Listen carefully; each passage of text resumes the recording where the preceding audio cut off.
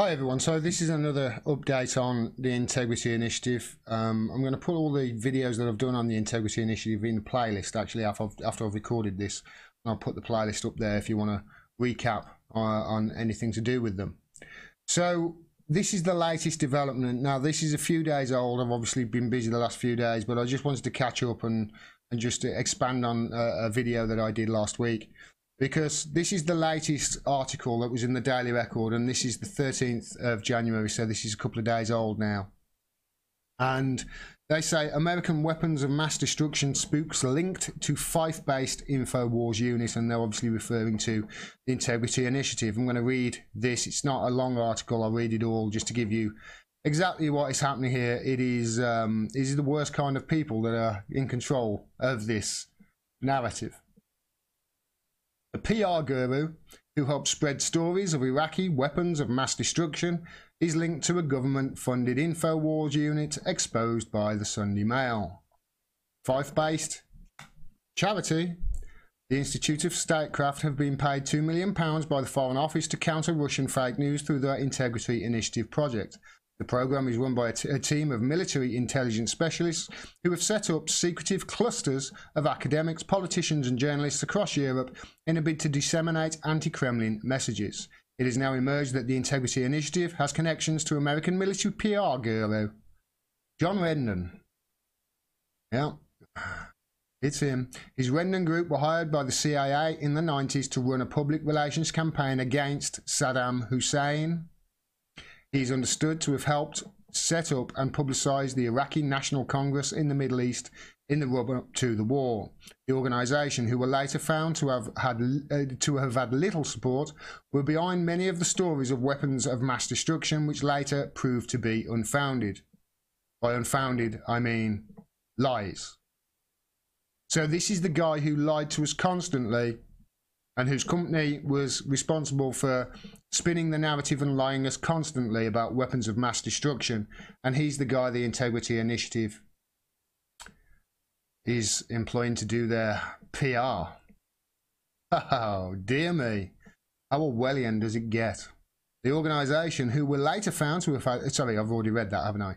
Hacked documents reveal Rendon, who calls himself a, quote, information warrior, tosser, and perception manager, was speaker at a £45,000 seminar to, quote, educate core team of clusters for the Integrity Initiative. These are these things that, you know, journalists from The Guardian and The Times and The Telegraph have been going to. Labour MSP Neil Findlay said the tale of the Integrity Initiative gets murkier and murkier. Now we see it exposed that they have been tutored by someone who's behind some of the worst fake news circulating during the disaster in Iraq. The UK Parliament and Scotland's charity regulator, OSCR, must now take a serious look at the activities and funding of this so-called charity, who appear to be nothing more than a propaganda front. Labour MP Chris Williamson, who, by the way, I think has been excellent on this. Well done, Chris Williamson. He's awesome on this. He's a dog with a bone. I've seen him stand up 2 or 3 times in the House of Commons now and do 2 or 3 interviews on RT, obviously, because now broadcast news want to talk about this. It's just the biggest story possibly on the planet at the moment, you know?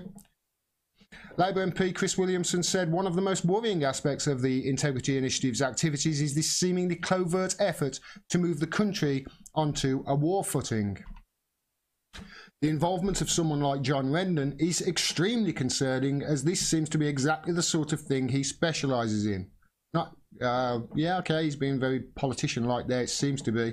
No need to put seems to be. It is exactly what he specialises in. He was the mastermind between the WMD's narrative. A lot of the focus has been on Brexit over the last few weeks. That's something else they're trying to stop. But this isn't an issue that the Labour Party are willing to let go of, and nor should it. And I think more MPs should be standing up to this, not just Labour MPs, cross-party MPs, Green MPs. Come on, Caroline Lucas, why aren't you shouting about this? Come on, Plaid Cymru, you want to get involved? Get involved. Come on, SNP, get involved. Stand up against this. This was based in Scotland, remember? None of you have got a backbone in your body. Chris Williamson has. We will be asking for more debate in Parliament and more answers from the Foreign Office in order to find out exactly what is going on here, he said.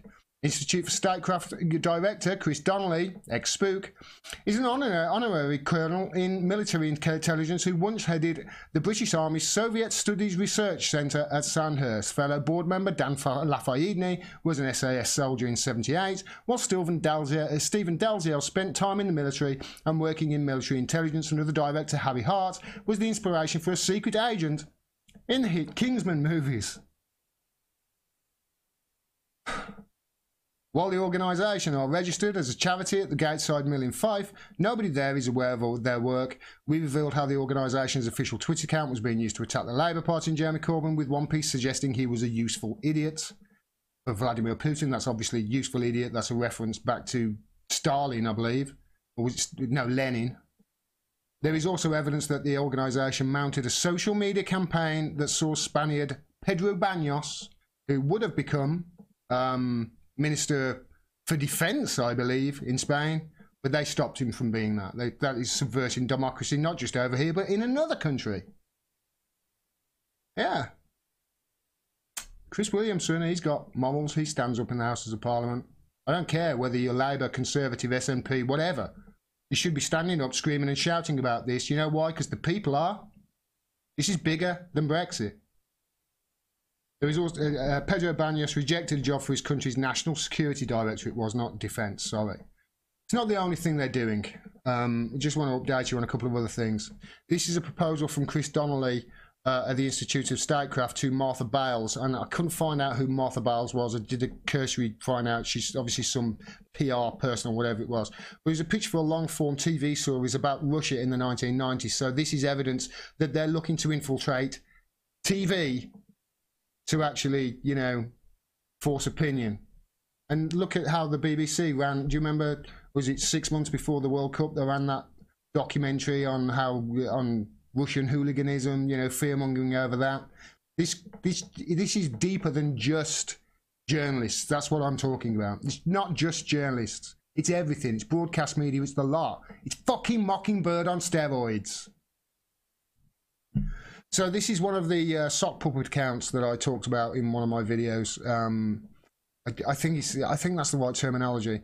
And what they do is they'll tweet something like this out, and then down there, you know, underneath, they'll reply to it themselves and tag in a load of people for them to see it. So we can see who the people are. We can see who the other members are. This is what they're sharing all the information with. These are all the people that basically they want to share the information for them. So I've no doubt that some, all, most, whatever you want to do, of these people here are all, you know, members of the Integrity Initiative, or on their payroll, or under instructions to actually disseminate the information. I want to go back to this as well, because this is something that I touched on a little bit. I'm going to be touching on with my guest that's coming up as well, who my guest is actually on there. So we need to make these nodes, this is my idea, these nodes, we need to amplify them. We need to connect them all as much as possible and amplify them, because this is what is causing them grief. So we need to make as much noise as possible. And the same, basically what I would suggest for this is, so when you're tweeting something out, if you are on Twitter, please, you know, tweet as much out about the Integrity Initiative as well as you can, and also the words neoconservative and neoliberal. Do that.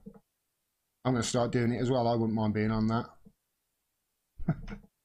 So that's the update on the Integrity Initiative.